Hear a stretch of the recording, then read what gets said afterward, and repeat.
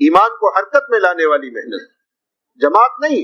جماعت کا لفظ تو خود تفریق پر دلالت کرتا ہے۔ ہم امت کو جوڑنے والے ہیں، ہم امت کو توڑنے والے نہیں ہیں۔ بہت ٹوٹ چکی ہے امت، بہت ٹوٹ چکی ہے امت۔ یہ حضور کی خون پسینے سے بنائی ہوئی امت ہے۔ اللہ کے نبی نے اس امت کو ایک کلمے پر جوڑنے کے لیے، ایک دین پر جوڑنے کے لیے، ایک محنت پر جوڑنے کے لیے حضور پاک علیہ الصلوۃ والسلام نے اپنی خون پسینے کی قربانیاں پیش کی ہیں، اپنے گھر والوں کی قربانیاں پیش کی ہیں۔ حضور پاک علیہ الصلوۃ والسلام نے اپنے پورے خاندان کو قربان کیا ہے اس امت کو اجتماعیت کے ساتھ ایک کلمے پر، ایک اللہ کی عبادت پر، ایک دین پر، ایک قرآن پر اور ایک محنت کے طرز پر اس امت کو قائم کرنے کے لیے حضور نے قربانیاں پیش کی۔ اس لیے اللہ کے نبی نے وہ ساری جڑیں کاٹ دی، وہ ساری جڑیں ہی کاٹ دی جن بنیادوں کی وجہ سے امت میں اختلاف ہو سکتا تھا۔ آدمی فخر کرتا ہے، آدمی پارٹی بناتا ہے اپنی زبان والوں کو لے کر، ہماری زبان، ہماری زبان والے، ہماری زبان والے، ہمارے ملک والے، ہمارے علاقے والے، ہماری قوم والے، ہماری برادری والے، یہ ساری جڑیں ہی کاٹ دی اللہ کے نبی نے کہ کچھ نہیں، لا فضل لعربی علی عجمی ولا عجمی علی عربی، کسی عربی کو کسی اجمی پر کوئی فضیلت حاصل نہیں۔ کوئی یوں کہے کہ ہم عرب والے اور ہم فلانی قوم والے اور ہم فلانے علاقے والے کہ ہم تم سے بڑے ہوئے، حضور نے فرما دیا دنیا سے جاتے جاتے کہ نہیں نہیں نہیں نہیں، کسی عربی کو کسی غیر عربی پر، کسی عربی کو کسی اجمی پر کوئی فضیلت نہیں، کسی اجمی کو کسی عربی پر کوئی فضیلت نہیں، کسی گورے کو کسی کالے پر کوئی فضیلت نہیں، کسی کالے کو کسی گورے پر کوئی فضیلت نہیں۔ حضور نے ساری جڑوں کو کاٹ دیا۔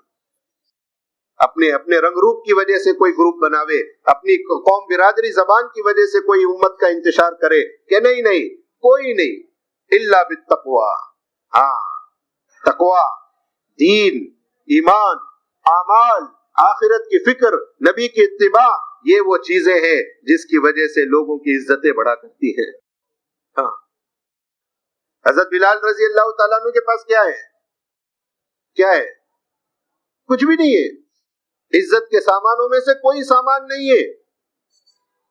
آدمی سمجھتا ہے مال سے عزت ہوتی ہے۔ حضرت بلال حبشی رضی اللہ تعالیٰ عنہ غلام ہے، غلام، بازاروں میں بکتے ہوئے آئے، بکتے ہوئے۔ بولی لگا کرتی تھی حضرت بلال کی بولی، جیسے جانوروں کی بولی لگتی ہے۔ بھائی یہ جانور کتنے میں دیا؟ کہ اتنے میں۔ نہیں بھائی اتنا بہت مہنگا ہے، تھوڑا کم کر دو۔ ٹھیک ہے چلو اتنے میں لے لو۔ حضرت بلال کی بولی لگتی تھی بازار میں۔ یہ غلام کتنے میں دیا؟ غلام ہے، بازاروں میں بکتے ہوئے آئے۔ رنگ اچھا نہیں ہے، کالے رنگ کے، خوبصورت نہیں ہے، بڑے باپ کی اولاد نہیں ہے۔ جن بنیادوں پر آدمی فخر کرتا ہے کہ ان میں سے کوئی بنیاد ہے ہی نہیں ان کے پاس۔ صرف ایک چیز ہے، اللہ کے نبی پاک علیہ الصلوۃ والسلام کا دامن تھاما ہے، حضور کے دین کو اپنایا ہے، حضور کے دین کے لیے قربانیاں پیش کی ہیں۔ اللہ کے نبی فرمانے لگے، بلال رات میں نے جنت کا سفر کیا، اللہ نے مجھے جنت کی سیر کرائی، میں نے جنت میں اپنے آگے آگے کسی کے پاؤں کے چلنے کی دھمک سنی۔ میں نے جبریل سے پوچھا، ہے جبریل یہ کون ہے، یہ کون ہے جس کے چلنے کی آواز آ رہی ہے؟ جبریل نے کہا، اللہ کے نبی یہ آپ کا غلام بلال ہے، چلتا ہے دنیا میں اور اس کے پیروں کی دھمک آسمان میں جنت میں سنائی دے۔ کیا ہے؟ کچھ بھی نہیں ہے، رنگ کے کالے ہیں، غلام ہے، بازاروں میں بکے ہیں، بڑے باپ کی اولاد نہیں، مال دولت نہیں۔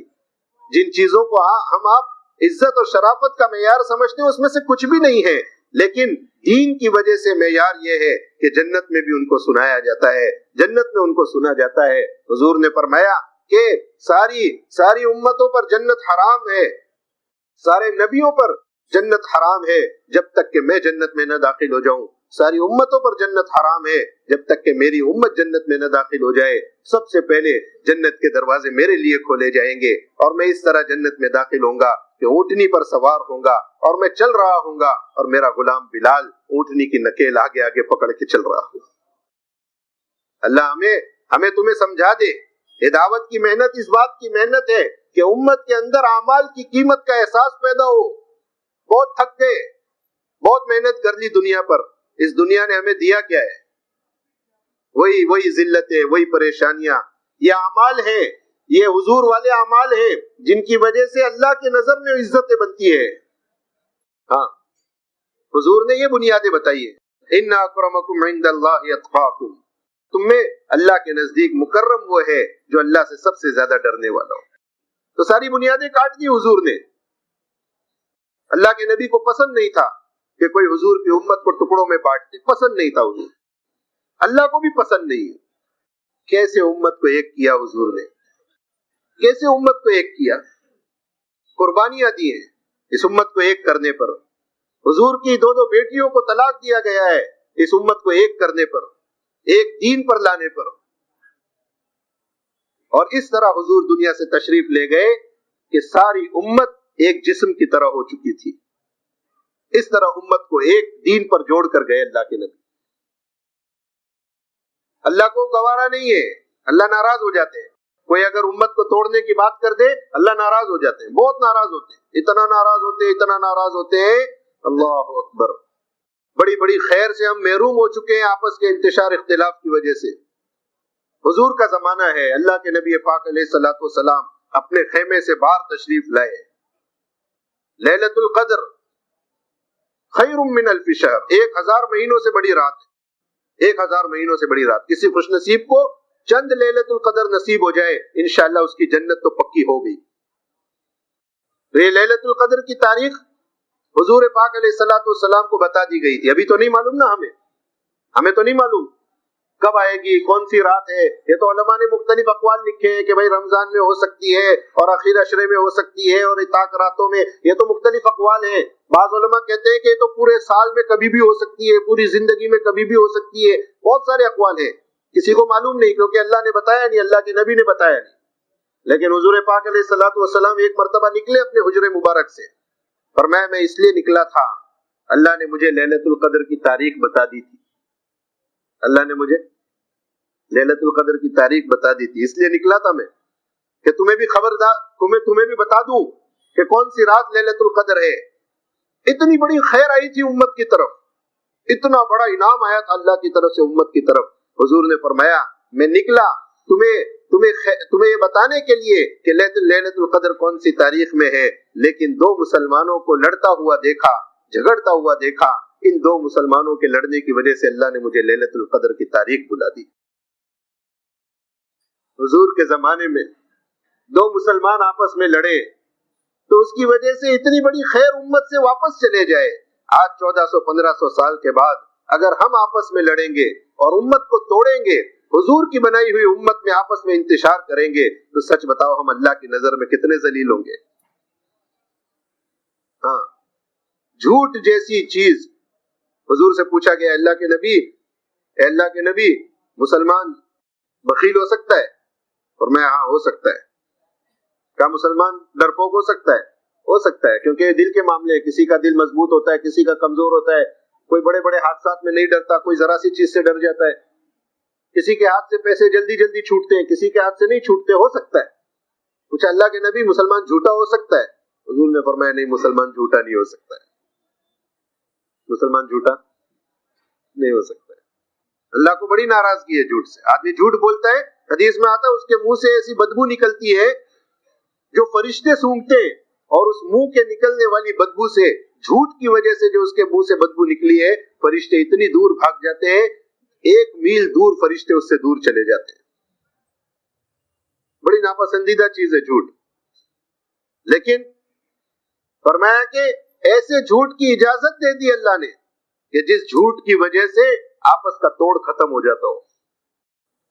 اگر کسی کا آپس کی دشمنی ختم کرنے کے لیے جھوٹ بولنا پڑے تو جائز ہے،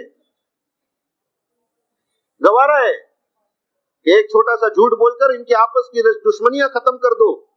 یہ دو میاں بیوی لڑ پڑے ہیں، یہ دو خاندان آپس میں ٹکرا چکے ہیں، یہ دو برادریاں آپس میں لڑ رہی ہیں، ذرا سی کوئی بات، حاجی صاحب ہم تو ان کے پاس گئے تھے، وہ تو آپ کی بہت تعریف کر رہے تھے، حالانکہ انہوں نے کچھ کہا ہی نہیں، اور یہ سامنے والے کو جا کے کیا کہہ رہے ہیں کہ حاجی صاحب ہم ان کے پاس گئے تھے، انہوں نے تو آپ کی بہت تعریف کی، انہوں نے تو کہا کہ ماشاءاللہ عبداللہ بھائی تو اتنے اچھے آدمی ہیں، میں تو ان سے بہت محبت کرتا ہوں۔ ابھی عبداللہ بھائی اپنے میں کہ یہ میرا دشمن ہے، یہ میرے ساتھ ایسا کرے گا، یہ میرے ساتھ ایسا کرے گا، اس نے جا کے ایک اچھی بات کہہ دی، اس کے دل کی نفرت ختم ہو گئی.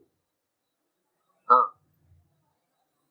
اور وہ بول ناپسند ہے اللہ کو، وہ جملے ناپسند ہے اللہ کو، جو جملے آپس میں توڑ پیدا کر دیں، آپس میں لڑا دیں، اللہ کو ناپسند ہے. اس لیے بڑا غضب نازل ہوتا ہے، بہت ناراض ہوتے ہیں اللہ اس سے.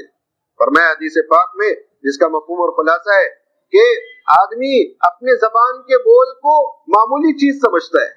اپنی زبان کے بول کو کیا سمجھتا ہے؟ معمولی چیز سمجھتا ہے. کہہ دو بس، زبان ہلانے میں کیا جاتا ہے.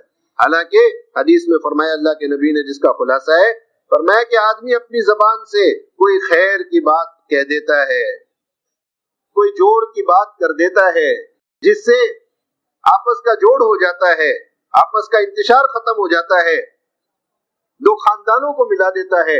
اللہ اس سے اتنے راضی ہو جاتے ہیں، اتنا خوش ہو جاتے ہیں کہ اس کے زبان کے ایک بول کی وجہ سے اللہ اس کو جنت کے اعلیٰ درجوں پر پہنچا دیتا ہے. اور آدمی کوئی ایسی بات بول دیتا اللہ کے ناراضگی کی، جس کو کوئی معمولی سمجھتا ہے، جس کو کیا سمجھتا ہے؟ تو معمولی سی بات ہے، اس میں کیا ہے؟ اللہ کی ناراضگی کی ایک ایسی بات بول دیتا ہے، اس کی وجہ سے اللہ اتنے ناراض ہوتے ہیں، اتنا ناراض ہوتے ہیں کہ اس کو جہنم کی گہرائیوں میں پھینک دیتے ہیں. ہاں.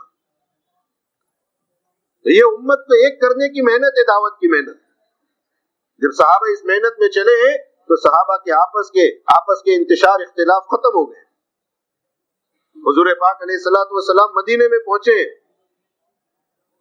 اوس و خزرج مدینے کے دو بڑے خاندان ہیں، آپس میں لڑ رہے ہیں، صدیوں سے لڑ رہے ہیں، سالوں سے ان میں لڑائیاں چل رہی ہیں. حضور پاک علیہ الصلوۃ والسلام نے ان کو آ کر جو پہلا پیغام دیا مدینے میں، جو خطبہ دیا، اس میں فرمایا من اصلح ما بینہ وبین اللہ اصلح اللہ ما بینہ وبین خلقہ. جو اللہ کے ساتھ، اللہ اور اپنے بیچ کا معاملہ صحیح کر لے گا، اللہ اس کے اور مخلوق کے بیچ کا معاملہ